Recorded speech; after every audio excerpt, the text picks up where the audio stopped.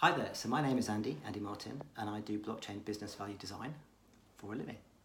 So yesterday I was asked a really good question by Doug Coombs, which was, please could you explain the incentive model behind a blockchain network and what are the new types of incentives that are being evolved to make blockchain networks successful. So in a typical network, we have four parties involved. We have the entity, which is bringing the network itself to market. We have the members that are in the B2B space that are joining this network. We have third-party service providers, such as the network operator or third-party providers of applications on the network. And if this is B2C, we have the end customer.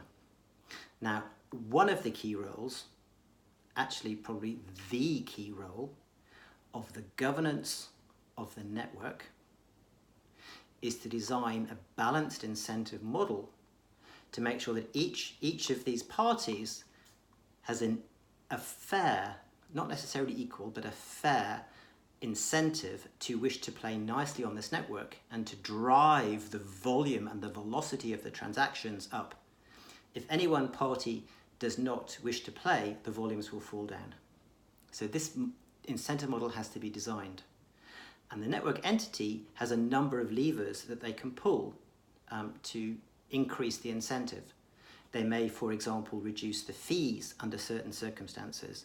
They may, for example, offer equity ownership to certain members to enjoy the profits of the network itself, should it be a for-profit network.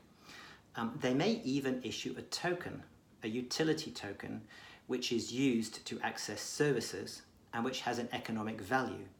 And this token, which is governed by the network, could be used to balance out inequalities in the incentives.